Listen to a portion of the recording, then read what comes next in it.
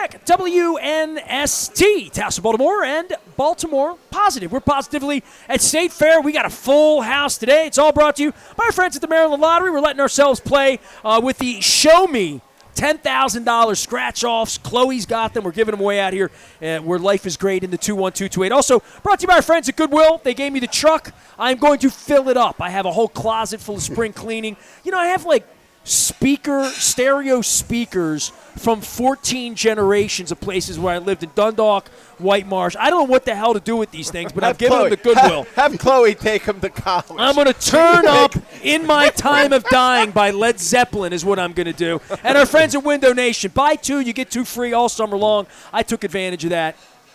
How are you, Don? You holding up? He had COVID last week, man. So. All right, I got it. Yeah, I know. It's time to get him. He likes to tell all the guests so they can move away. Right? Make them feel welcome. Well, I just want to make sure that they know that you were contaminated or whatever it is. I am released from COVID jail. You know, I was thinking, Nestor, this is about as eclectic as Baltimore Positive can get. We started off today with Ron Cassie, senior editor, Baltimore Magazine, taking a look back at The Wire 20 years later and talking about what it means for Baltimore. Then we have the president, a dynamic president, right? Anthony Our Jenkins, partners at Coppin State. Coppin State University, all this stuff out there on the website. And now we get into one of really your favorite topics, which is community advocacy and how we get the government that we really deserve. It's not you always say it's not a spectator sport. We've got to get in there and do something. And these two guys today, Nick Stewart, who's a partner at Saul Ewing, and Pat Keller, former director of planning in Baltimore County. It was hard for me to believe, Pat. We said 22 years. I said, I knew you were Mr. Planning forever. When did you meet Moeller? Oh, geez. Oh, my God. We were 10. I met Moeller in 82, and I'm going to figure out what day. It was in August. I know this because my parents drove me down to get me into the journalism class. So it was right before the 1982 school year.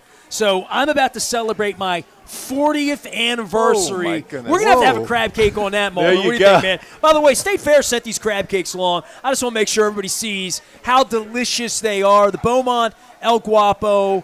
I mean, this was the acorn that became the oak, right? I said we did a show here 3.5 years ago. You're like, it was a friendlies. Things will work out fine. We've been with Stevie for 3.5 years, right? Oh man, that makes me want to sing songs. Man. You remember the great Stevie? I'll tell these guys the great Stevie Wonder. So Wes, gubernatorial candidate Wes Moore was in here not long ago with his family and his kids. Were having they were eating and Wes went around. Wes the only guest we've ever had actually. They got them all. He got them all. Now they change. Yeah, okay, but he got them all. He still remains the 100% guy. But his children, neither of his children, knew who over your shoulder who Stevie Wonder was. That put Wes in a fetal position for the entire weekend.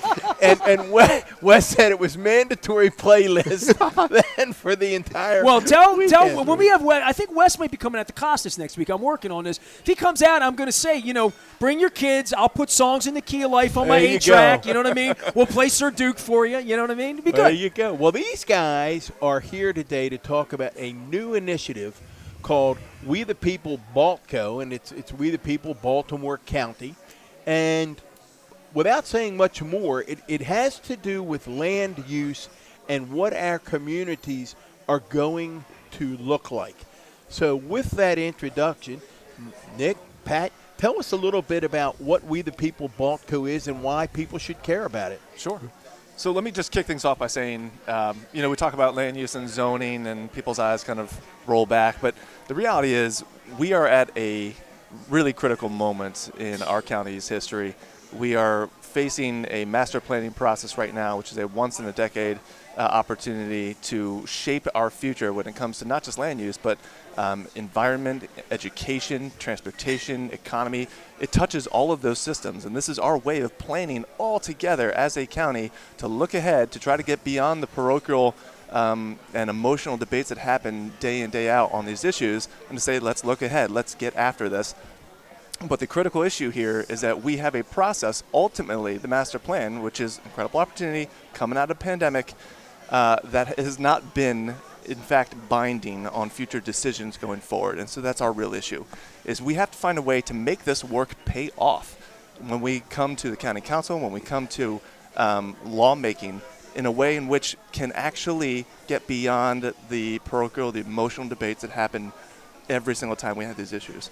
What can we agree on? Okay, so seriously, like when you put David Marks talks about these issues when I go out to northeast side of the county, sitting on the right side of the aisle.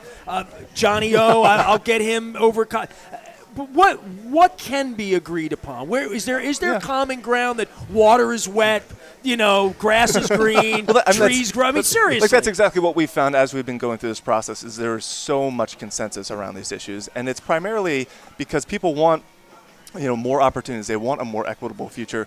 They would like these things to change for the better. And in fact, in Baltimore County, where we have the ERDL, where we've limited where we can grow, we've run out of these green fields to develop in. It's become way harder to try to change and reinvest in communities. But that's where we are right now, and people want to see that kind of change come online. The question is, how do we get there? And it's about substance and it's about process. And so part of what we're talking about is the process. What are we doing with the mechanisms in place? And then part of this is just making it easier, allowing people to be more of the process than they have been in the past. You shouldn't need an attorney to be involved in community planning and land use zoning issues. You just shouldn't.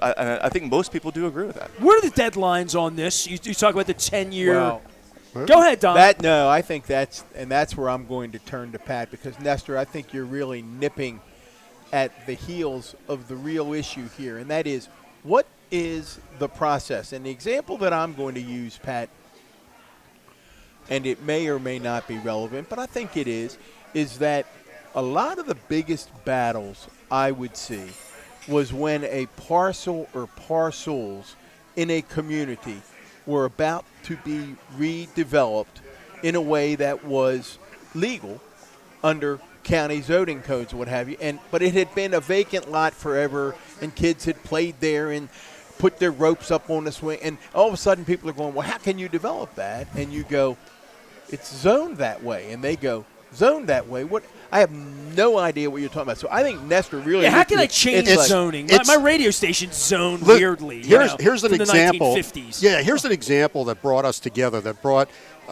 Essex Middle River Civic Council, Perry Hall Improvement Association, which I'm the president. On the east side, we had these issues, but it goes way beyond the vacant parcel being developed. Right.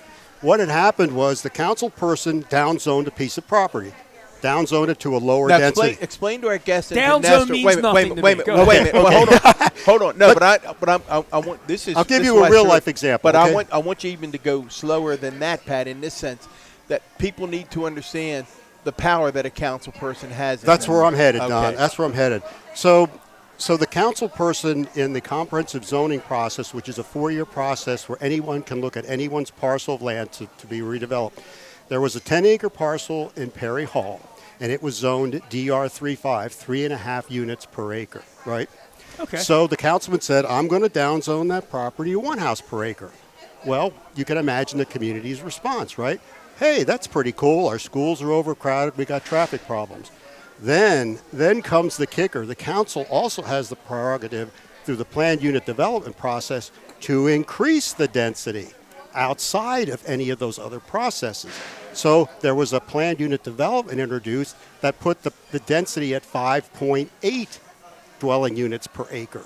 So literally 6 times the density. And the community, I think rightfully so, got upset. If it had been reestablished to the prior density, I think that would have been fine, but it exceeded it. And that's really where we see the biggest issue is in the processes on how these properties are zoned and rezoned and planned, and it's not consistent. And as Nick said, the master plan's got to be the key. If you ask a community to spend 2 years to discuss where they want to see their community grow, how they want to see it grow, what do they want to see happen, and then turn around and do this kind of chicanery, it's going to break the system. And all we're really advocating for is we have a broken system. And I think everyone recognizes that, even developers I've talked to say the system is definitely broken. And we're just saying, let's fix it. How do we fix it? We want to be positive about this.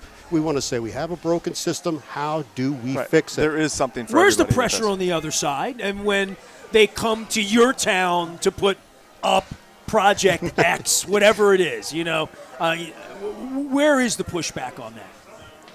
The pushback, I'm sorry, on getting this done. I mean, literally on getting into a room and coming up with a master plan. I don't think we've had any pushback. No, we haven't had. What this ultimately comes down to is a concept that is well known, and this is sort of the councilmanic courtesy idea that these little fiefdoms exist in our county, where in which each district, the council person is ultimately responsible for those zoning decisions. The council just goes along with whatever is desired there, and so, as a result, we don't plan holistically. And if we try to address those things, if we try to change those things, you do upset the apple cart. You take away some of that power and some of the ability to influence. And so, from a councilmanic perspective, that's a lot of where it lies. And we have this new slate of candidates who will become our county council people coming online. And that's really, I think, where the opportunity lies as well. And it's partly why this is so of moment right now. Are PUDs, and you heard Pat and Nick use the term planned unit development, which are euphemistically referred to as PUDs, and they are a way, Nestor, that, and I don't mean this in any nefarious way, they're a way to circumvent the existing zoning that exists on a property. Pat, that's fair description? Absolutely correct. Fair description. Give me a real life example of that. Instead of doing this, we're doing that, right?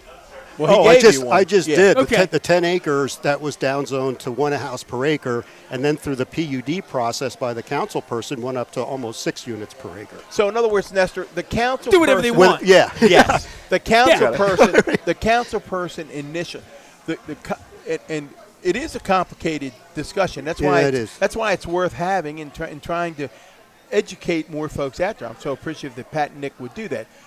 But in Baltimore County, and it's one of the questions I have, is whether we do it too often, not often enough, or should we spread it out? In Baltimore County, we do it every 4 years. So literally, as the director of planning for almost a year and a half to 2 years, I would say, Pat, out of every 4-year cycle, you would be working with council members to review every issue that was raised. So let's take the first council. Let's take where we're sitting, Nestor. Okay. We're in the Catonsville area, the 1st district, okay?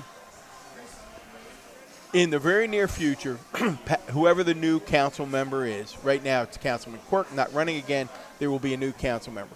He will be charged with reviewing zoning on every issue that is So Moeller raised. wants to knock his house down up in Catonsville and put in up a 7-Eleven. a 6-story thing that would have 35 residents. Moeller's neighbor on every side's like, no bueno. And I go to the councilman and say, yeah, but you've known me a long time. And I own the property. Shouldn't I be able to do whatever I want with the property? So the councilman, up to a point. Councilman makes a decision. Now, I think what I hear Pat and Nick talking about, so now I've decided, pick whatever it is. There are all kinds of designations. Pat has them memorized. But let's say it's DR, 3.5, is that one? Yeah. 3.5 units. 3.5 units per acre. So I've looked at it. I've studied it. We've had community meetings. There are big community meetings. We've all agreed that that property can be developed at 3.5 units per acre. So a year later, long before the next comprehensive zoning process, I come forward with working with a developer on what's called a planned unit development. So we've got a better idea. Rather than this 3.5, we think it would be great to have this be high density and do what you just said. Put townhomes. 35. Townhomes. That's a great example. Townhomes. Now, well, I own 4.5 acres out in Towson, as an example, at WNST. I've owned it 24 years, right? Got a tower. No one wants to buy an AM radio station. If you want, I'm here. Ness at Baltimore Positive. Come get it. You can have it. It's beautiful. But I have been with my partners for 15 years. This is a real issue. Live shoot radio. I'm zone mixed, right? But it's all resident. I'm the only business on the road, literally, in the whole community. He's probably a non-conforming use. Yeah, could be. Yeah. Right? So, I mean, it was zoned in 1955 as an AM radio station. There was no FM radio station. The FM came down, sold the AM off. I'm the benefactor, right? So if I wanted to rip the tower down, there's 4.5 acres. It's on a little bit of a pitch, but you could figure it out. Yeah. You would come to me and say, you're a DR whatever I am, right? 1, 2, 3. Probably. I can't imagine that I could put 15 units on the land, but I guess I could legally, and I'd have to call you, beg for permission, forgiveness. What would I have to do? I mean, because I'll die one day, and someone will buy that land, and they will not want to use it as an AM radio. I'm promising you that. So when that happens, what then happens? Because before I die, maybe I'd sell it off and make $2 million, if I could, but I'd have to come and ask or fight or cajole or get a lawyer. But that's kind of what we're saying, that there needs to be a process, there needs to be some certainty in this process. And as Nick said, it starts with the master plan, which does designate land uses, general land uses. And if it's designated in your community for sort of lower density residential, then that's what it should be. You shouldn't be able just to throw it out, right? Ignore the community and put in townhouses or whatever. Pat, let's rip the scab, you and Nick, off of that a little bit, because I was trying to think, preparing for this today, the master plans that we've had, have they been effective at dictating land use in Baltimore County? And Absolutely not. I mean, I'll go back to the example I gave you, the 10 acres that was downzoned to DR1 and then went up to 5 or 6 units per acre. I'll give you that example. In the master plan, the proposed land use is single-family detached houses. Single-family detached, not townhouses, not the 48 that they eventually did put in. They wanted 58, but they ended up putting in 48. So, no, the master plan is not being followed, and specifically that's the beginning of the problem, because communities like ours, we get together, we agree to do something, we agree this is the way it is, and you go away and then you turn around and they're building townhouses. Like, well, how did this happen, right? How did that come about? So we're just saying add some certainty to this process, and believe me, I think we're not trying to upset the apple cart here. We're just trying to get a better system, get a more consistent. Has this been overlooked or purposely pliable? Yeah, so I mean, going back to the 70s, you know what I mean? We had a guy running the county back in the day with bags of money in the wall, right? So I think but I'm wondering when did this change historically? It's an incremental erosion. Okay, it really is. It's not something that somebody just gives you a bag of money and then they run away with a planned unit development. It's not like that at all. But it's an incremental erosion of when does the master plan matter? Well, it doesn't matter so much in this case, and does that case set precedent for the next case? And then we'll do exemptions on developer fees here, or I'll spot zone this so you can build this out, even though we're not even in a planning cycle right now. There are deals made. Sure. Talk about the fixes then. So talk about the fixes. We the people, Baltco, you guys aren't just screaming and shouting and banging on tables. You're saying, we think we have some solutions. Right, but let's be very clear, too. I mean, coming out of the gate, we're not against development. We're not against density, even if it's good density. We are desperate for more affordable housing, middle missing housing, working family housing. And so what does that mean? In part, it means trying to address the skyrocketing cost of housing that has occurred. I think it's a 14% increase in Maryland last year. By increasing the supply in ways that are sustainable and that make sense around transit centers, around centers of economic opportunity. All of this should tie out instead of the way that we have done development in the past, which is opportunistically, where there's green fields, where there's just kind of a good turnover, an opportunity to make the deal. By the way, I was driving in Perry Hall, where I lived by Buck Schoolhouse Road, where the duck farm was. Ooh. The farm's gone. I mean, so this is a great That's a huge development. That is a huge That's an development. example. My wife and I drove down there 2 weeks ago. We're like, what the hell happened here? Right. And I literally, it's been that way since 1982 And when the mall went in. where do the children go to school, right? Where are those kids going to go to school? Well, I lived a half a mile from there. It was zoned Overly back in the day. Right. It was an Overly feeder, but everybody there thought they were Perry Hall, right? Right, Probably. exactly. Yep. Right. So That's a great example. 3 or 4 fixes for this, but the first and foremost is simply lining up the master plan with the comprehensive zoning process. So the master plan is itself kind of a guiding document. It's meant to control decisions that are being made, but the decisions are made in something that's called the CZMP. The CZMP happens once every 4 years in Baltimore County. The master plan happens once every 10. They don't line up. We're one of the few states in which this happens, and jurisdictions in which this happens. It makes the most sense. It's crazy to think that we don't have these lined up where we have a master plan and then the CZMP that happens shortly thereafter. That's where any business would do it, right? Like literally, Exactly. any makes too much sense. functioning thing Yeah. would function that way. I'll it's every go 4 one years. beyond Nick. It's not no, anywhere else in the United States. There is look, nowhere else this that does goes this. back to sort of the prick citizen in me when he was running the county, where I'd say the government's corrupt, they're all corrupt.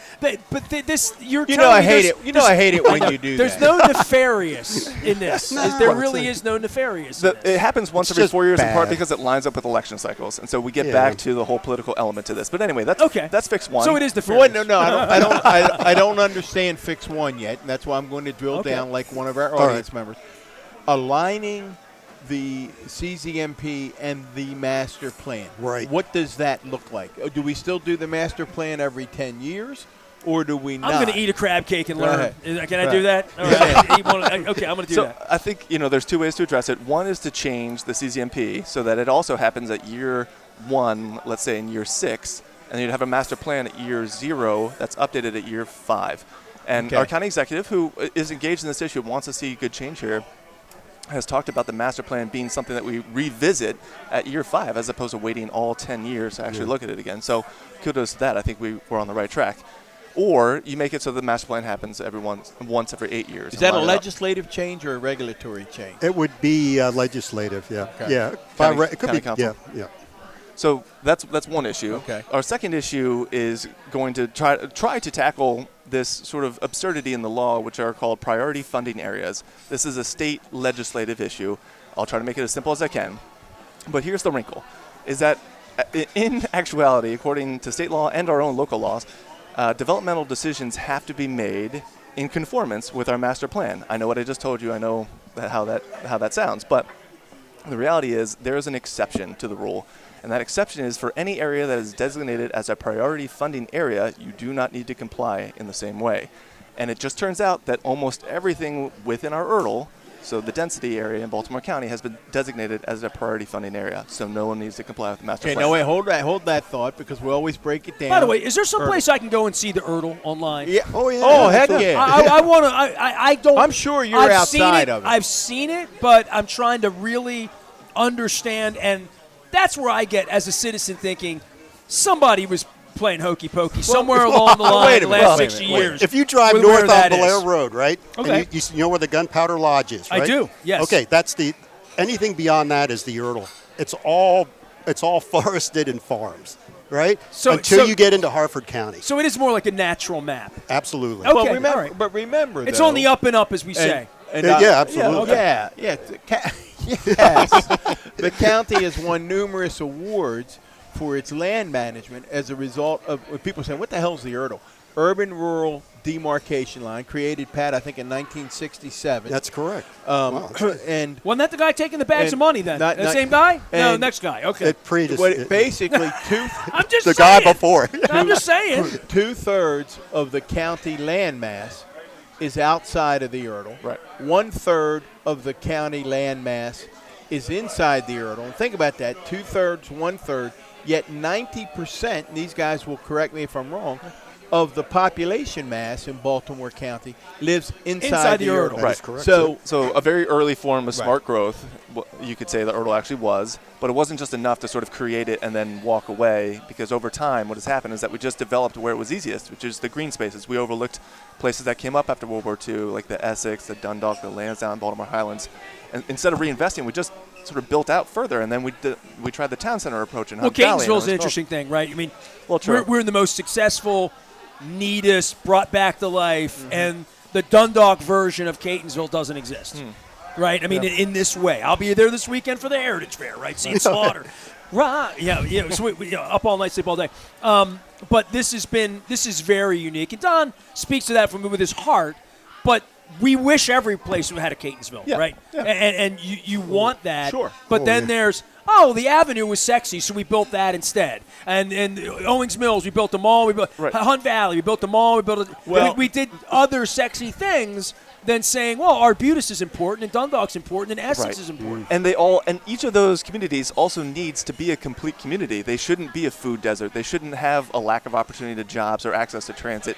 I mean, all those things should work in tandem with one another. And so, if we're going to have a town center approach, okay, but look at them as well, because they deserve to be a complete community where you live, learn, work, play all in the same place. They don't have that right now.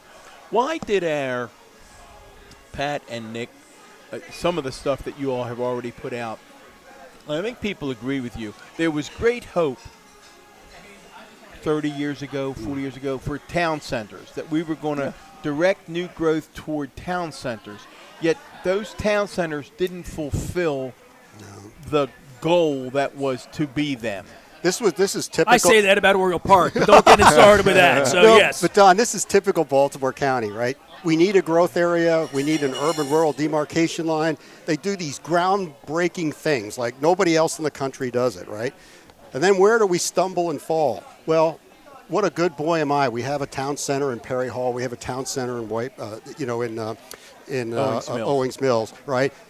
But what's it going to look like? How's it going to function? Is it going to be mass transit? Right. Is there going to be like Catonsville? Wouldn't you want to emulate Well, Catonsville? nobody in this country saw the malls falling apart, right? Not really until it was too late. Yeah, there was a combination of things, but you're right. It wasn't. Nobody saw Amazon, really. But there was a plan by a study and a plan by the planning department to take the Owings Mills Mall and make it into a Main Street community. And if you look at what Howard Brown did on his piece, exactly what should have been done at the mall. At Metro. Then that's where we stumbled. That's where we fall. No, I can't tell you how to build it. No, I can't tell you it should look nice. No, there are no design guidelines. No, there are no mixed uses, right? Right. I mean, we do such great things, and then we just collapse, you know. It sort of just became this low-density sprawl, that doesn't have great access or connectivity. In Owings Mills, for example, as Klaus Phillipson would say, and he's been great to us on this, they had 3 mixed-use developments built sort of right next to each other that aren't interconnected, all in Owings Mills. So, again, this is just kind of I would say when I drive up projects. there by the movie theater, it looks like 3 things that were thrown. It really does. Now that I think about it, because I go to the movie Well, that's theater. the ones he's talking about. Yeah. He's talking about It's Owings ugly. Mills Mall. He's talking about Foundry Row, and he's talking about Metro. It wasn't planned. No, you got a Lowe's, a Costco, and a huge parking lot in front of your thing, you know. But the process allows for that. It's built for that. Right. We don't tell people, no, do it another way, you know. Right, Or and- even encourage them. And instead, we've made the process anachronistic, very complicated to navigate. You need an attorney, you need highly sophisticated, or be a developer who's in the process. And at that point, you're not necessarily looking at a holistic picture. That is part of government's role in all You're of looking this. at get it done. Yeah, look to get it Well- done. You have great developers as well who are trying to build the right projects in the right places, but even they need to make sure that their other projects are coordinated, are working together as one to build a complete community. Well, go ahead. I was going to say, we're with Pat Keller, former planning director of Baltimore County, Nick Stewart, partner at Saul Ewing. They're trying to make some sense and involve citizens in the planning how do people get involved process. Good point. So keep walking us through your fixes, Nick. I think we've been through 2. We don't have them all. Okay. Yeah. Take them through the 6 points. Well, so we talked about the master plan, the sequencing with the CZMP, the comprehensive zoning mapping process. We talked about the priority funding area loophole. We'd like to try to address the green network issues. So Howard County has a fulsome plan for a green network. And what that means is they're connecting their pocket parks, their trails, all in one so that people have better access to open space. We don't do that in our county, and we should. 65% of our residents do not have access to open space within walking distance of their homes, which is about a quarter mile.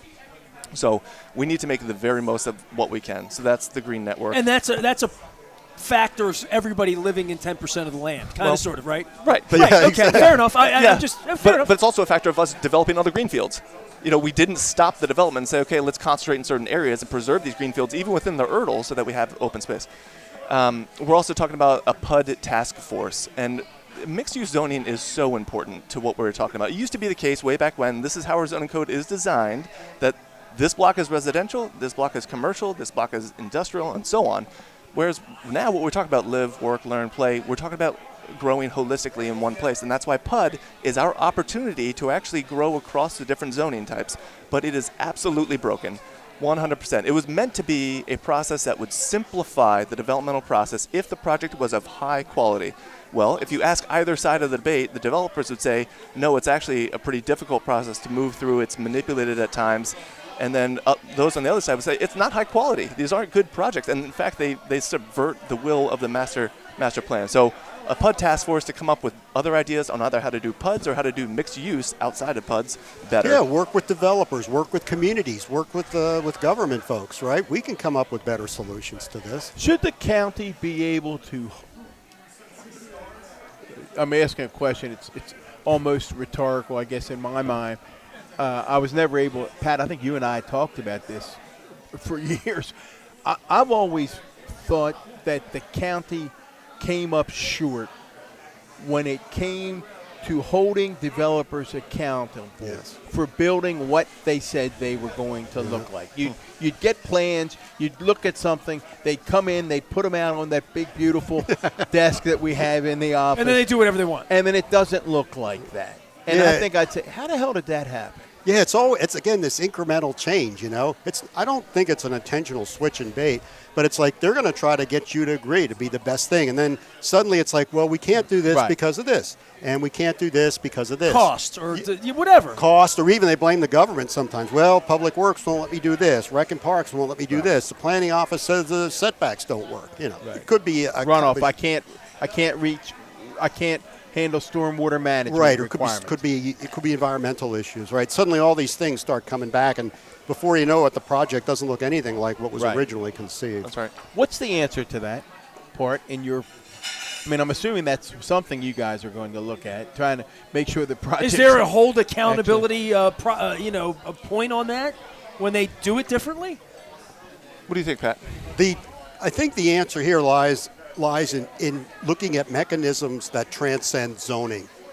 Because zoning and development regulations and all those things in themselves do not get you a so-called good-looking development, right? It doesn't get you that thing you want because they're always going to be asking for exceptions for it.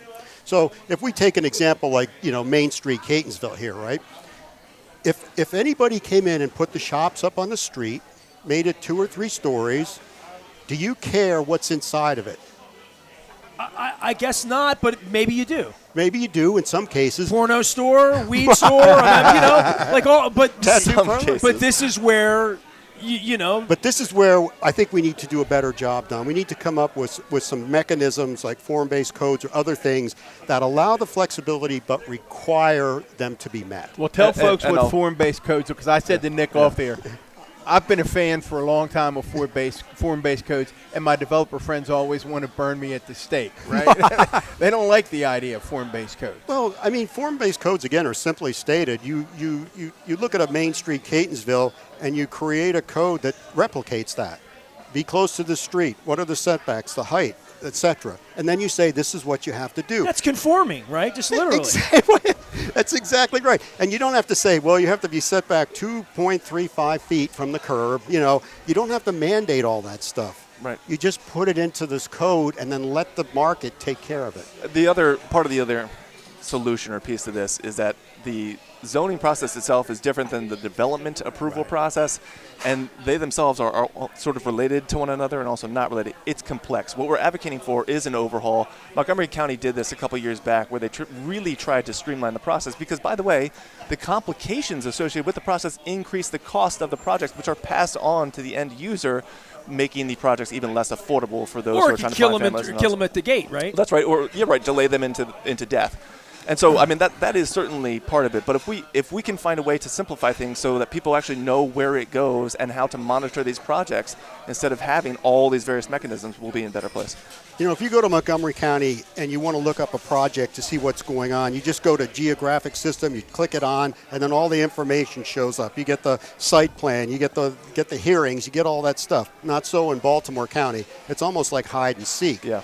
We have a system that neighborhood, What's My Neighborhood system, where we could plug in development projects. So, like, if you said, "Oh man, what's happening at that South Perry Hall thing? Why are all those? Something's going up," as we would say in Dundalk. Something's going on. Something's going up. You go on there and you don't even need to know the address. You just click it on, and then suddenly it would show up, and then you could get the plans and studies. But not in Baltimore County. Do you know? And this, I learned this being on the resident side. It's like, holy shit. But they will not post comments on a project 5 days ahead of the hearing. Do you know what a disadvantage that puts a community at? Yeah. 5 days before, how could you fight it? Yeah, or even if you want to dispute it and analyze it. Yeah. Get input. Yeah. Yeah. Anyway, all right. Well, I'm sorry. What's the website and where's information where people can get all of this? Sure. How do we get people involved? So we need more helping hands, to be sure. We have a good management team, if you will, but we need more helping hands. And so it's WeThePeople, baltco.com. You can find an area to sign up, more about us as well, but you can contact us through that. I'm Nick at wethepeoplebulkco.com. You can reach me there. Very easy to find us. How long's this project been in the works for you guys to put this? Is this brand new or just this 6 months? No, it started last year. Last year? Okay. Yeah, a little fall. Yeah. Right, a little bit. Now, give me, just to bring all this full circle, you guys get up, we give the website, whatever. What's a dream scenario for you? If you get to play commissioner, what happens and what's the timeline and what does it look like? With respect to the master plan? If you get everything you want. If we get everything To have a process in place, I think that's just that you all would feel good about. Yeah. Well, I mean, the first issue is the master plan, getting that adapted, and making sure within the master plan that these things are articulated. I mean, we will create a PUD task force, some level of commitment. The PUD task force could take years, right? Could take 2 or 3 years to get people together and to resolve issues and to get it adopted. So I think the most immediate thing is the master plan and getting conformance with that. Right. And then like we talked about, updating community plans, simpler, better zoning regulations like, we discussed. I mean, but Pat's speaking very practically. From a utopian perspective, what it truly looks like is making this process that we undergo, which costs the county a lot of time and a lot of resources and asks a lot of the county as well. And doesn't make the county better. Correct. Make it meaningful. Make it something that we all participate in a way in which it actually defines our future, not just on land use and zoning. That's way too small. On education, on environment, on economy, on transportation, and so forth. Schools, So many things tie into this. We can build our future through this process. This is how we do it. Well, zone me out at about 20 per acre, and I'm going to build a Hotel Nasty, out on Hart Road. Perfect. But I do it's so many things to know and be known, Don Mull. we the people, Baltco.com. We the people, Baltco.com. We get the government we deserve, Nestor. I still want to know how that farm stayed in White Marsh for 40 years, and it's finally townhouse. Probably should have been townhouses in 1987 across the street from the mall, right? You're right? But yeah. I guess that guy just held out for the pig farm he had there, whatever he had for all those years. But God bless him over there in Honeygo Road. Big appreciation. We're at State Fair. These guys are going to put cotton in their ears and run like hell down Frederick Road because Moeller and I are going to do a recon when we come back in. Over 2 crab cakes at State Fair. What do you think about that, Don? I'm ready to roll. For being our guest today, they're going to receive Show Me $10,000 scratch-off tickets. The Maryland Lottery sponsors us. We are very, very appreciative of them. We're going to be at Costas next week. We're doing 31 crab cakes. It's true. 31 breweries because I get thirsty in 31 days, the month of August. Does Cracker Jack intern Chloe Ennis get to do the crab cakes? Is she doing 31 crab cakes? Not till she's 21. That's October. So she can do the crab cakes, not the brewery, as long as they're gluten-free. They had a gluten-free sandwich for Chloe here today. Oh, we got here there you today. go. So There we gluten-free go. here at State Fair. State Fair. Big appreciation. Also, Costas also has gluten-free all over their menu. She learned that at crabs the other night. It's fun being my intern so far. I am Nestor. We are WNST AM 1570 Towson, Baltimore. Stay with us. We're at State Fair doing the Maryland Crab Cake Tour presented by Window Nation and Goodwill.